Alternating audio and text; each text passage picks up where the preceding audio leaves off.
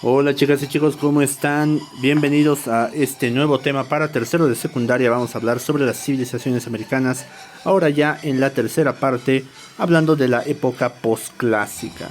Bien, entonces muy atentos que comenzamos.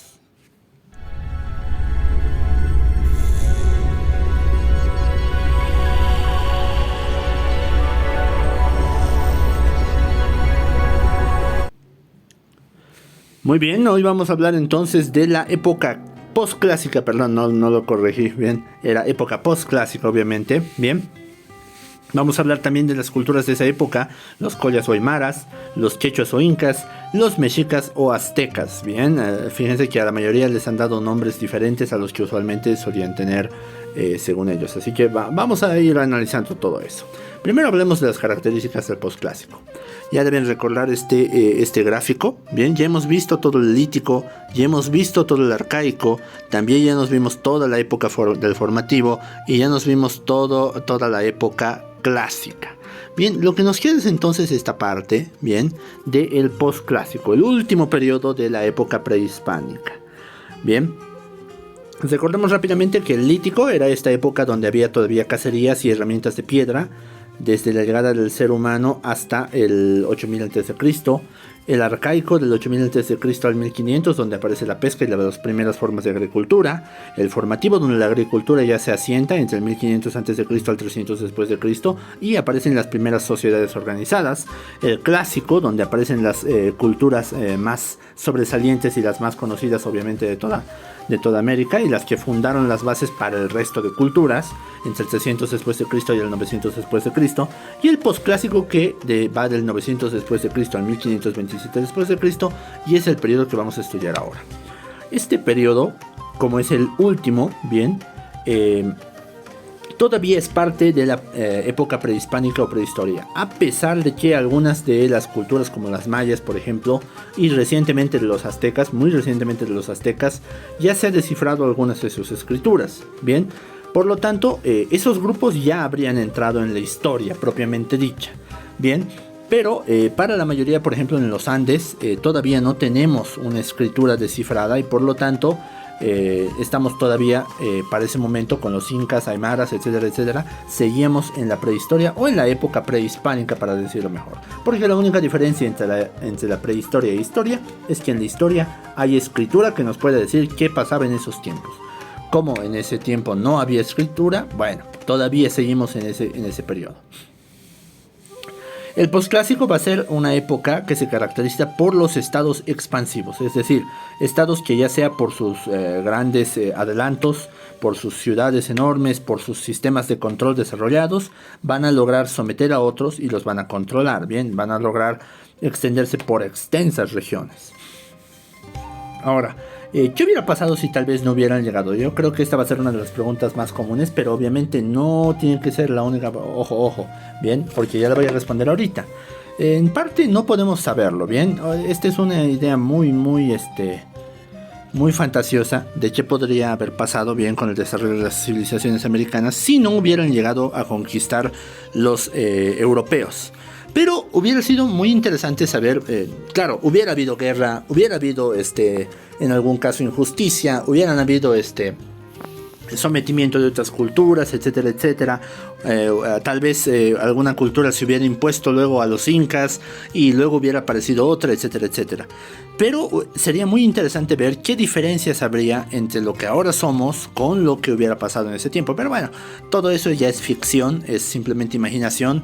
Entonces, pero está bonito para hacer un ejercicio interesante de imaginarse cómo hubiera sido nuestra vida si los europeos no hubieran llegado, pero nos hubiéramos tenido que tal vez enfrentar con los propios americanos. Pero bueno, vamos a conocer lo que sí sabemos de esta época. Hablemos primero de los collas o aymaras. Los collas o aymaras van a ser un pueblo que viene desde el sur y se va a asentar justamente en las tierras que dominaba Tiahuanaco. Bien. Ahora, estos aymaras no van a establecer un único reino centralizado con un líder, no.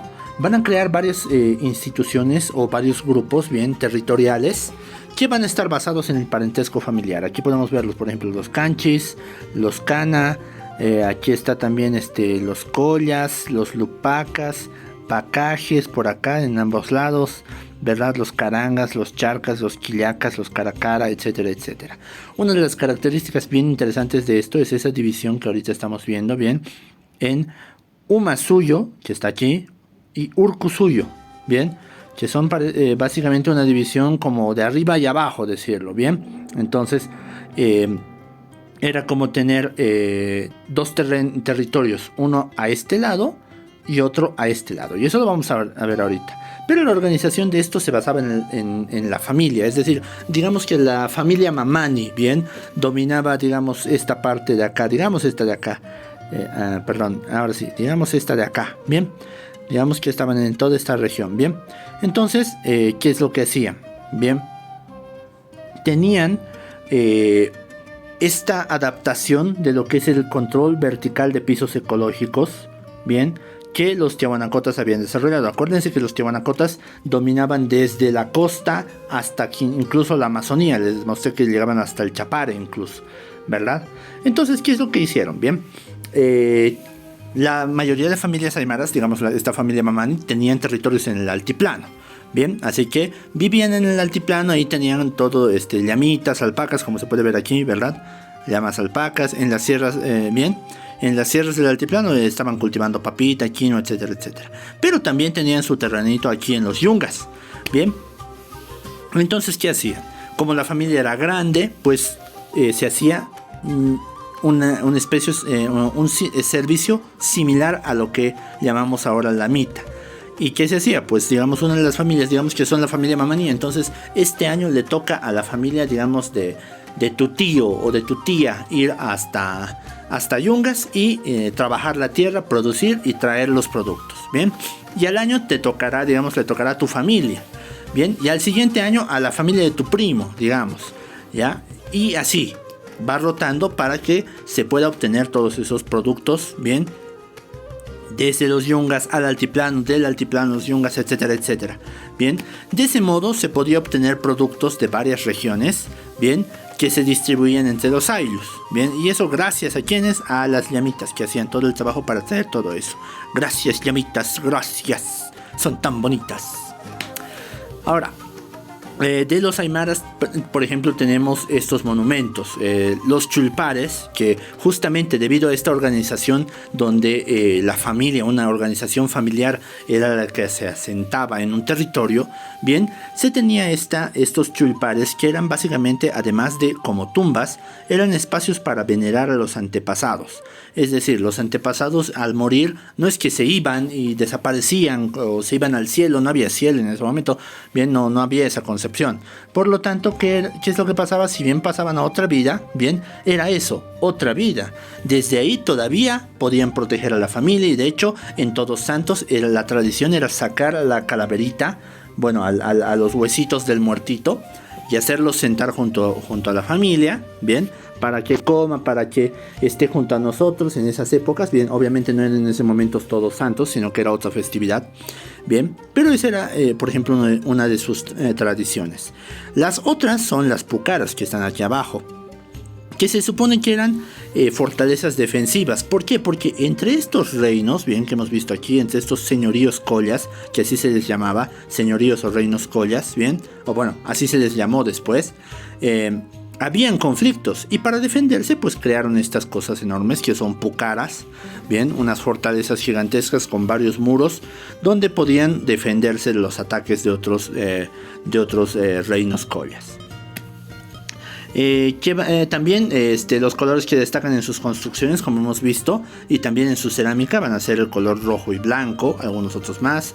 Van a desarrollar un arte textil que hasta ahora sigue, y eso es lo más importante. Por ejemplo, los aymaras todavía existen hasta ahora, solo que en su momento fueron asimilados por los quechuas, pero aún existen los aymaras con todas sus tradiciones. También manejaron metales como la plata, el oro, el estaño y el cobre, pero más de forma simbólica, con algunos adornos para alguna ceremonia, etcétera, etcétera. Hablemos de una cultura muy poco conocida, pero que es muy importante también, la cultura Moyo. Entre el año 1200 y 1480, obviamente después de Cristo, en los valles del norte de La Paz, bien, se va a desarrollar esta cultura, la cultura Moyo, bien, que van a hacer esto, una síntesis, es decir, van a mezclar las cosas y los conocimientos tanto de lo andino como de lo amazónico, porque van a vivir en el valle, ¿verdad? Ahora, ¿qué destaca de la cultura Moyo? Este desarrollo de terrazas, fíjense. Ahí, ¿verdad? Todo esto es una terraza, tac, otra terraza. Utilizaban, fíjense, aquí están los bordes de las terracitas, bien, para poder, uno, cultivar y también poder, poner sus ciudades en las laderas de los cerros, bien. Ojo que esto es algo que luego los incas van a adoptar también, entonces es muy probable que hayan tenido contacto con esta cultura. Ahora, se han encontrado varios asentamientos, tanto defensivos, tanto urbanos, algunas necrópolis. Una necrópolis es un cementerio. El más famoso de estos es Iscanhuaya, en la provincia Muñecas, ¿bien? Así que si algún día se pueden ir a dar una vueltita por ahí, a la fortaleza de Iscanhuaya, en la provincia de Muñecas, dense una vueltita, sáquenle fotitos, vean, imagínense, va a ser como estar hace 1000 años atrás, más o menos, ¿bien? Pero no hay muchos más datos de esta cultura, así que vamos a tener que pasar a la siguiente. Ojalá algún arqueólogo se dedique a estudiar esta cultura más a fondo. Tal vez ustedes. Hablemos rápidamente entonces de los más conocidos en nuestra región, los incas o quechuas de esta época. Bien. Ahora, se desarrollaron entre el año 1200 a 1532. Hay un par de leyendas, bien, como la de aquí, la de los hermanos Ayar, o la más conocida, la de Manco Cápac y Mama Ocllo. Ojo que el Manco Cápac y Mama Ocllo se supone que también eran una de las parejas de los hermanos Ayar. Bien, no sé si serán estos o estos o estos o estos.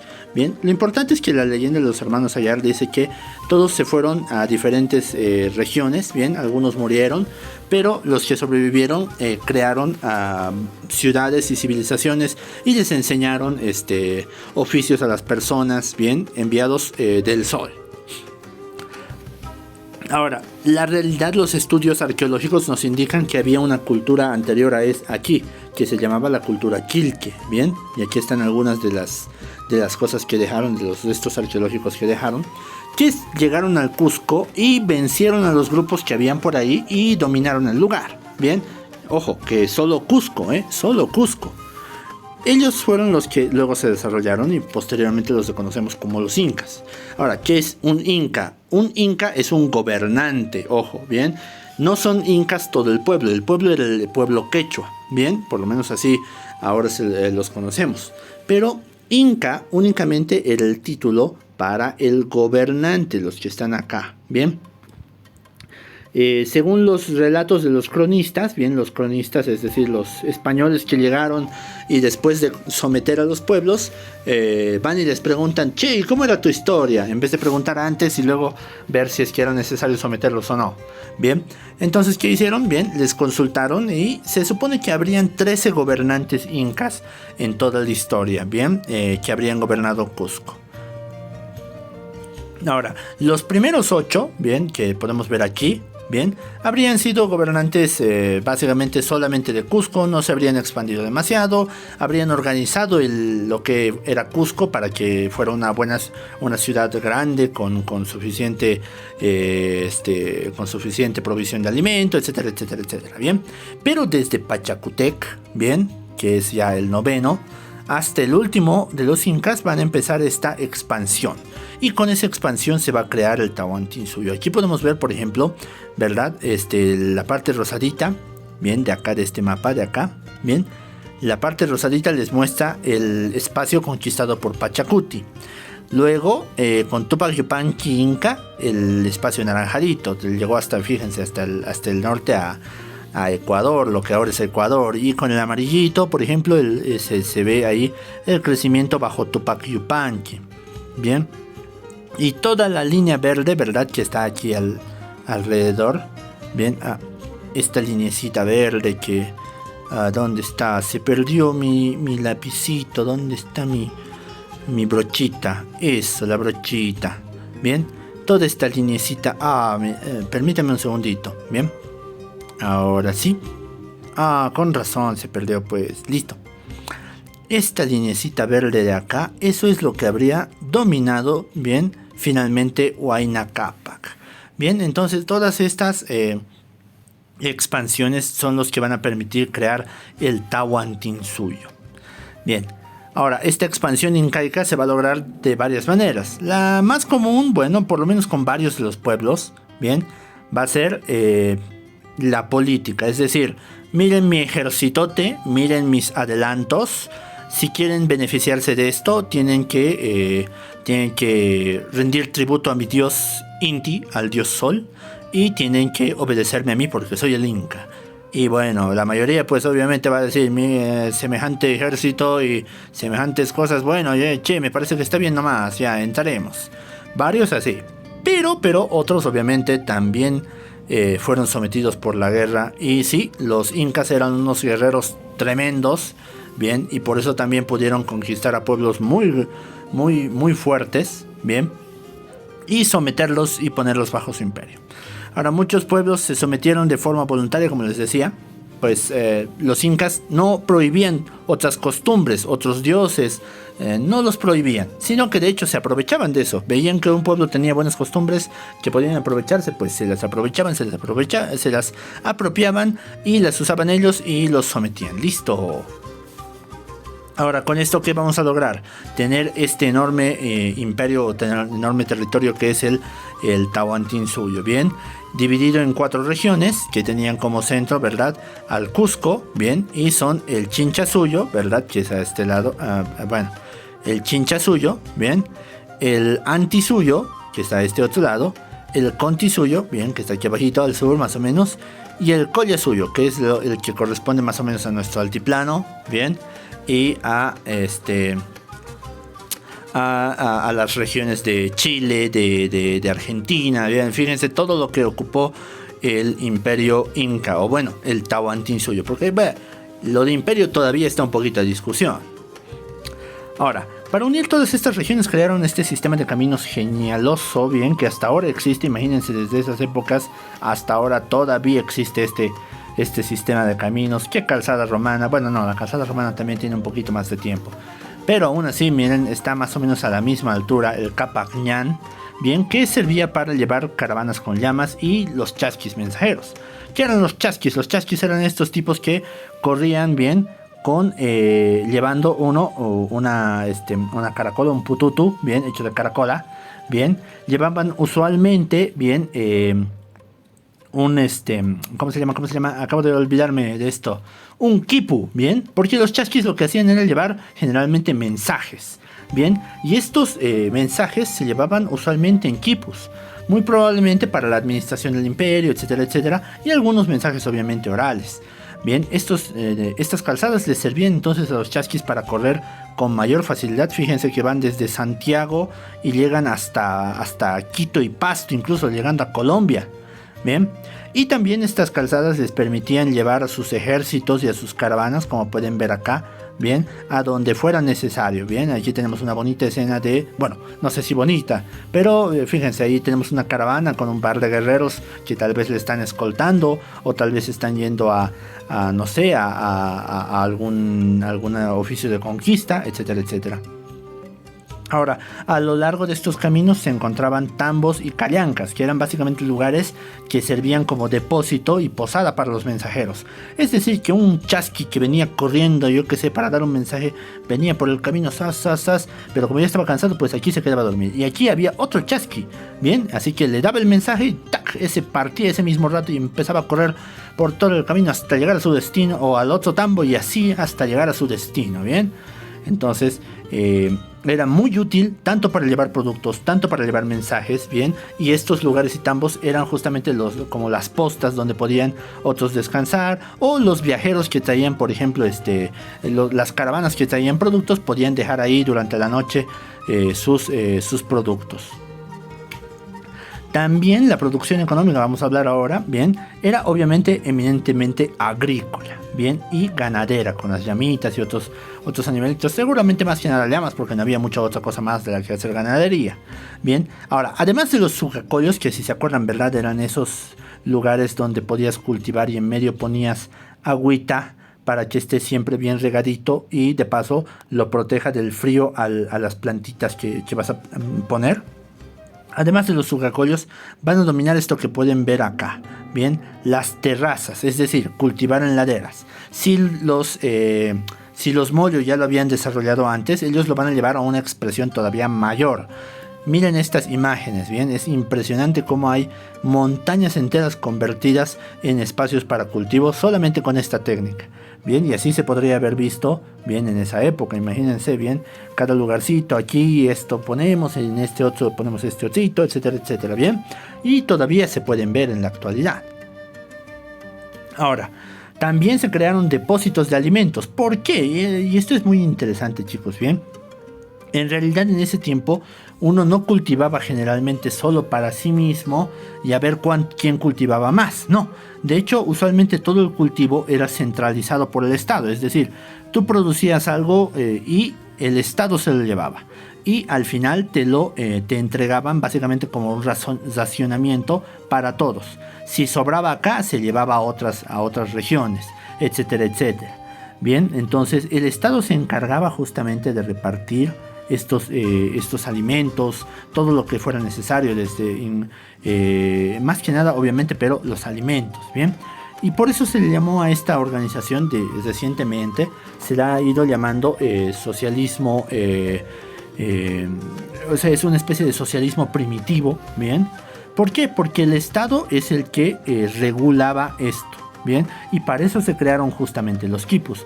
Los quipus tenían esta finalidad de contar más que historias, aunque se dice que hay algunos que sí cuentan historias, como en esta infografía un poquito se habla.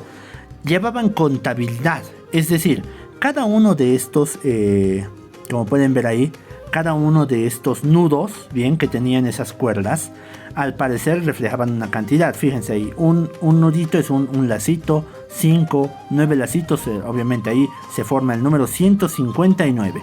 Y obviamente se iba contando desde arriba hacia abajo, bien, en esas cuerditas. Pero habían también otras formas de añadir, por ejemplo, se podía llegar a miles o unidades todavía mayores. Y hay incluso algunos quipus que todavía no se han descifrado bien qué es lo que dicen, bien. Tienen otro tipo de amarros, no como estos de acá, que simplemente son vueltitas que implican 1, 5, 10, 9, etcétera, etcétera. Bien, entonces podrían haber sido un sistema de comunicación muy, muy, muy elaborado, bien, pero que todavía no hemos descifrado. Pero generalmente se utilizaban para eso, para repartir todas las ganancias, y por eso podemos ver aquí a un llamado Quipu Camayok. El Quipu Camayok era el que podía interpretar los quipus. Bien, entonces eso se utilizaba generalmente para repartir lo que el Estado obtenía del trabajo de todo el pueblo. Bien, eso se guardaba en esos depósitos y luego se repartía. Bueno, ahora el pueblo podía tener 3 formas de trabajo usualmente, bien. En todas ellas se basaba toda la economía del Tahuantinsuyo. El Aini, que era el trabajo en el Ayllu, bien, que usualmente no había parcela propia, sino que era una enorme extensión de territorio para todos, donde todos cultivaban, donde todos hacían pastar, donde todos obtenían sus yo que sé, todo lo que necesitaran para construir, etcétera, etcétera. Bien, pero eso dentro del Ayllu.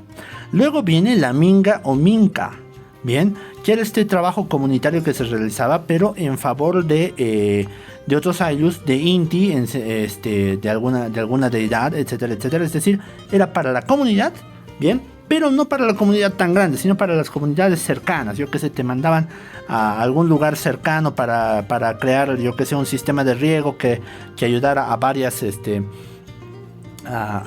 comunidades, o en algún caso alguna fortaleza para vigilancia cercana, o algunas minas, etcétera, etcétera. Bien, o a cultivar la tierra del Inca, por ejemplo, para que el Inca se alimente. Bueno, el Inca también era un agrandado que se creía que todos tenían que trabajar para él, así que él no trabajaba directamente, bien, pero bueno, cada gobernante, cada problema. Y la mita, que la vamos a explicar en el siguiente cuadro. ¿Por qué? Porque la mita era una especie de servicio anual que se debía cumplir en diferentes regiones, ya sea en deberes de construcción, trabajo o guerra. Por ejemplo, la construcción de estos puentes colgantes, bien, que estaban hechos no de madera, sino de paja. bien, de paja trenzada, era una cuerda gigantesca, es una cosa hermosa como lo hacen, es una cuerda súper grande, gruesa y gigantesca, bien, que se tiende de un lado a otro y luego se colocan sus dos agarradores a los lados, es hermoso como hacen eso, todavía se hace de hecho, o también para yo qué sé, para cultivar otras tierras muy lejanas donde hayan sucedido desastres, etcétera, etcétera, o también para la guerra, bien. Es decir, no había tanto así un ejército profesional, sino que se hacían como reclutamientos, como algo así como una especie de servicio militar obligatorio, pero de una región durante un tiempo, ¿bien? Entonces se iba sacando de aquí, de aquí, de aquí, de allá para el servicio y para ir a conquistar algunos pueblos. Para ir cerrando, bueno, creo que no estamos tan cerca de cerrar. La organización social, bien, las comunidades se organizaban, como ya les había dicho, en ayllus, bien.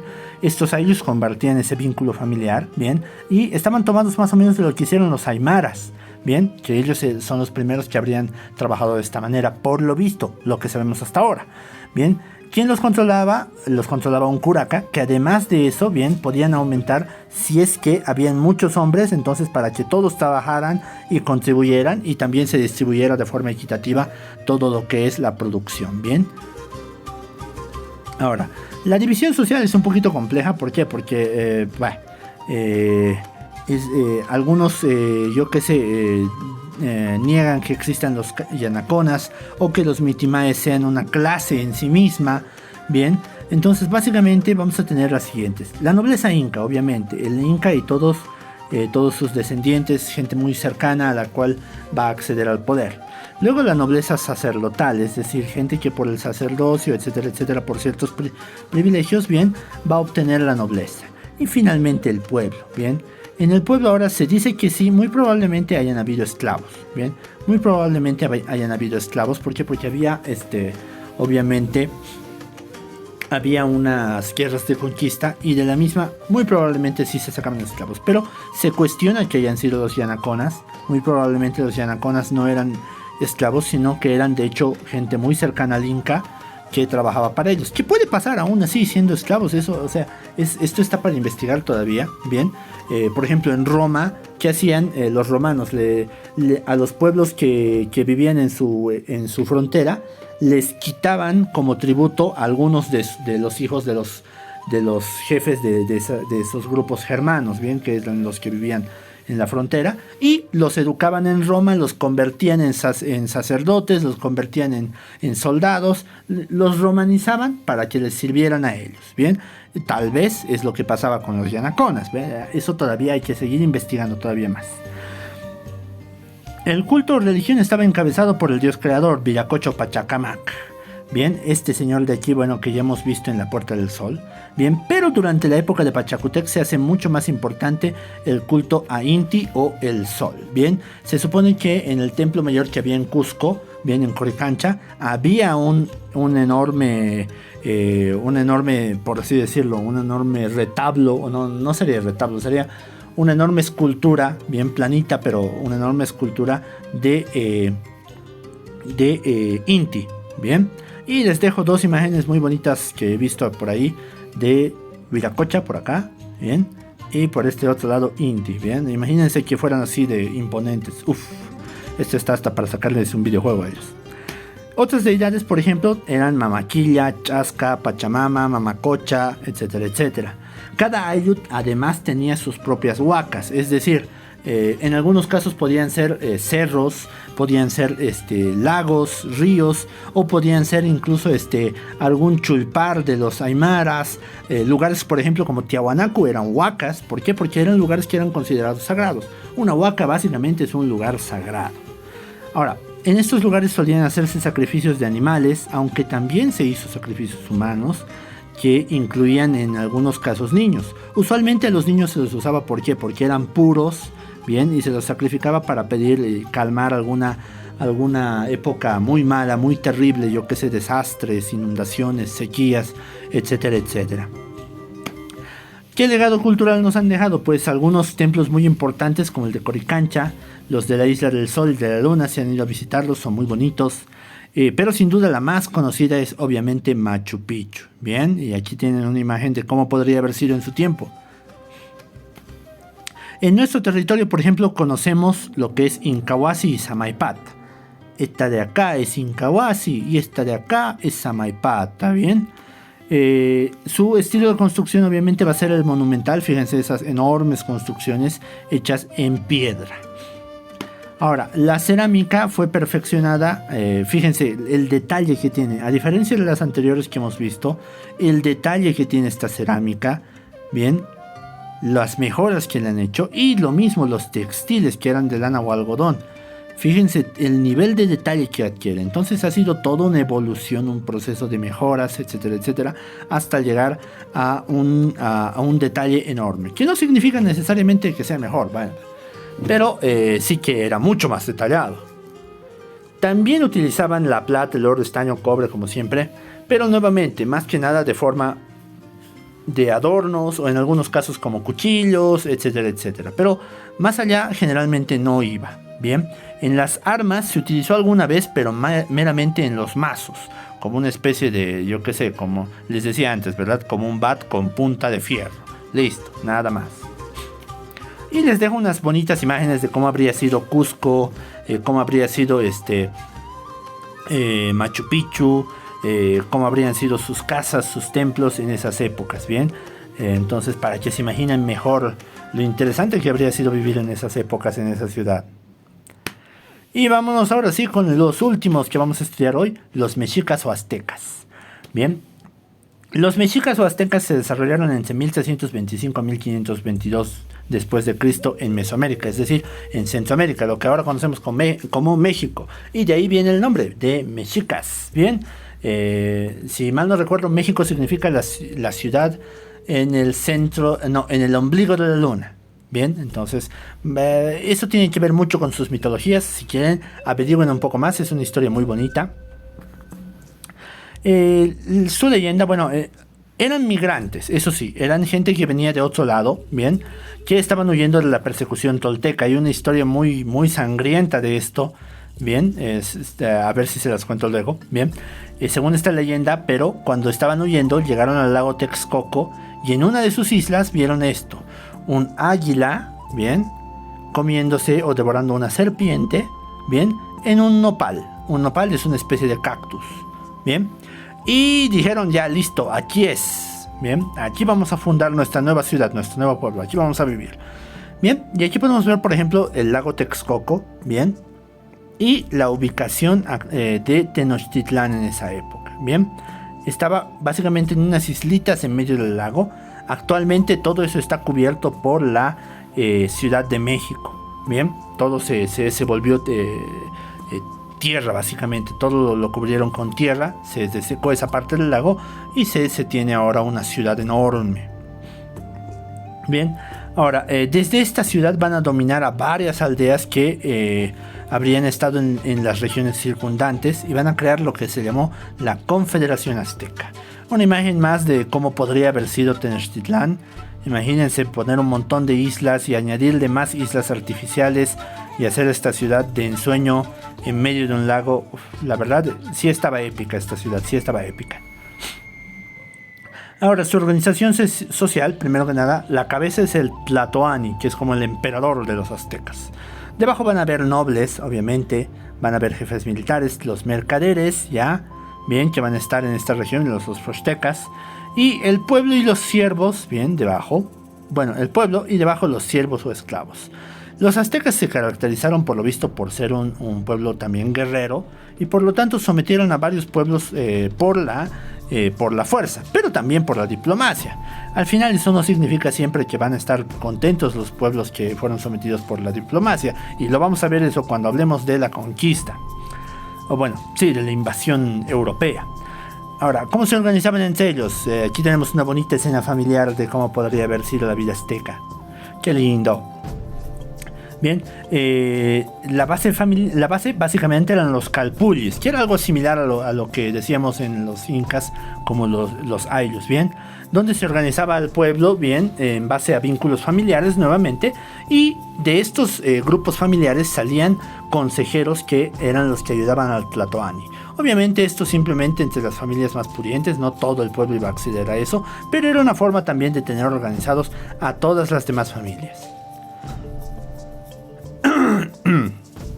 La base económica, obviamente, como en todos los pueblos de esa época, sigue siendo la agricultura, bien. Cultivaban productos varios, entre los que destacan el maíz y el cacao. Una de las cosas más interesantes es esto, las chinampas del lago Texcoco, que eran básicamente eso, como islas artificiales donde se hacía cultivo. Pero obviamente los tributos de los pueblos dominados eran los que mantenían al Estado y sus diferentes regiones. Así que todo lo que mandaban esos pueblos era de alguna manera lo que sostenía al Estado. Bien, además había mucho comercio, un intenso comercio, bien, con otros grupos que no eran dominados necesariamente o en los grupos internos, bien, y como una especie de moneda se utilizaba al cacao. Bien, aquí tenemos un par de escenas de cómo habrían sido los mercados aztecas. Hay una pintura muy conocida, bien, justamente de estos mercados en México, que se hizo por, no me acuerdo cómo se llamaba el tipo, pero era el esposo de la pintora Frida Kahlo. Sí. Ahora, dioses aztecas, por ejemplo, están ahí Huitzilopochtli, Quetzalcóatl, que si bien recibían ofrendas de alimentos, también recibían ofrendas en vidas humanas. Eso imagino que es parte de la tradición. Es muy común en el lugar utilizar vidas humanas de guerreros, enemigos para sus dioses. Bien. Desarrollaron un calendario muy preciso, usaban una escritura jeroglífica que no se había descifrado hasta sino recientemente. Y aquí podemos ver algunos de esos jeroglíficos que están siendo analizados. Bien, y ojo, no es el mismo el calendario maya que el calendario azteca, no son lo mismo. Tenochtitlán va a ser un ejemplo de planificación arquitectónica, va a incluir palacios, mercados, calzadas con puentes sobre el lago y obviamente las chinampas que ya les decía, bien, que eran estos espacios para cultivar, bien, en medio del lago. Pueden ver aquí una bonita escena del mercado cercano, de los templos, de la gente cultivando en las chinampas. Muy interesante hubiera sido verlo. Y ya para terminar, una bonita vista de cómo podría haber sido justamente en este mural que les mencionaba que hay en México, cómo podría haber sido Tenochtitlán. Y bueno, con eso hemos terminado, chicos. Creo que me he retrasado un poquito para enviárselos, pero de todos modos, chicos, bien, espero que haya sido informativo. Traigan preguntitas, traigan correcciones. Tal vez alguno de ustedes sabe mucho más sobre los aztecas, sobre los incas, etcétera, etcétera. Si me he equivocado en algo, díganmelo. Ya saben, yo no me enojo. Mejor, de hecho, todavía sí me corrigen. Bueno, nos vemos. Simplemente les hago recuerdo. Les hago recuerdo. La noticia la vamos a ir revisando bien los días martes o miércoles, si mal no recuerdo, dependiendo del paralelo en el que estén. Bien. Y luego a la siguiente clase revisamos los cuadros sinópticos que elaboren. Así que vayan trabajándolos. Nos vemos en la siguiente clase. Cuídense, chicos. Chao, chao.